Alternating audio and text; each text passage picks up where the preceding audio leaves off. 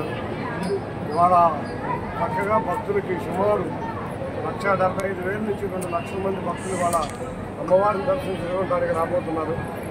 అమ్మవారి దర్శనాలు వచ్చే భక్తులకి అన్నీ కూడా ఎక్కడా కూడా ఆటంకం లేకుండా, అంతరాయం లేకుండా జిల్లా యంత్రాంగం కానీ, అధికారులు కానీ, మంత్రులు కానీ అందరూ కూడా చక్కటి ఏర్పాటు చేయడం జరిగింది. ఇవాళ చంద్రబాబు నాయుడు గారు మధ్యాహ్నం 3:30 గంటలకి అమ్మవారికి పట్టు వస్త్రాలు సమర్పించడానికి రాబోతున్నారు. వారు కుటుంబ సభ్యులతో సహా రాబోతున్నారు. అందులో ఈ లోపల భక్తులు రద్దీ విపరీతంగా ఉండటం వల్ల ఎవరి కాళ్ళు సంనియంత్రణ చేసుకుని తప్పకుండా అమ్మవారి భక్తులకి చక్కటి దర్శన భాగ్యం కలిగే విధంగా ఇక్కడ ఏర్పాటు చేయడం జరిగింది. గత సంవత్సరంతో పోలిస్తే భారీగా భక్తులు వస్తున్నారు.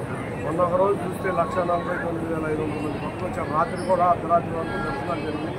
ఇవాళ కూడా సుమారు 1,75,000 నుంచి 2 లక్షల మంది వస్తారని ఏర్పాట్లు చేయడం జరిగింది. ఎటువంటి అసౌకర్యం కలగకుండా భక్తులకు చక్కటి దర్శన ఏర్పాట్లు చేసి అందరూ సంతృప్తికరం వ్యక్తం చేసేదంటే మేము ప్రయత్నిస్తున్నాం.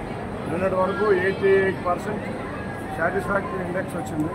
దర్శనాల్లో కాదు, అన్ని రకాల్లోనూ తీసుకుంటున్నాం. శానిటేషన్లో కానీ, చిల్డ్రన్ హెల్త్ కేర్ కానీ, ఇటువంటి అన్ని విషయాల్లోనూ 87% వచ్చింది.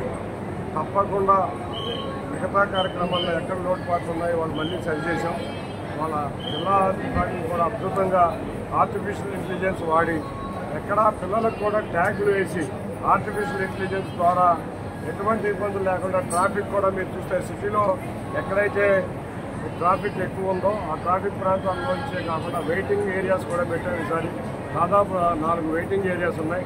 4 వెయిటింగ్ ఏరియాస్లో కూడా భక్తుల నుంచి క్రమ పద్ధతిలో భక్తులకి దర్శనం కల్పించేందుకు ఏర్పాటు చేస్తాం. తప్పకుండా అమ్మవారి ఆశీస్సులతో ఈ శరన్నవరాత్రి ఉత్సవాలు దిగ్విజయంగా జరుగుతున్నాయి. అమ్మవారి ఆశీస్సులు అందరికీ ఉంది. ఆంధ్రప్రదేశ్ రాష్ట్రమే కాకుండా భారతదేశం కూడా సురక్షితంగా ఉండాలని కోరుకుంటూ అమ్మవారిని వేడుకుంటున్నాను. తప్పకుండా అమ్మవారి ఆశీస్సులతో అందరూ ప్రజలందరూ సుఖశాంతులతో ఉంటారని అందరూ ఆశిద్దాం. అందరికీ కూడా మరొకసారి ధన్యవాదాలు. Thank you.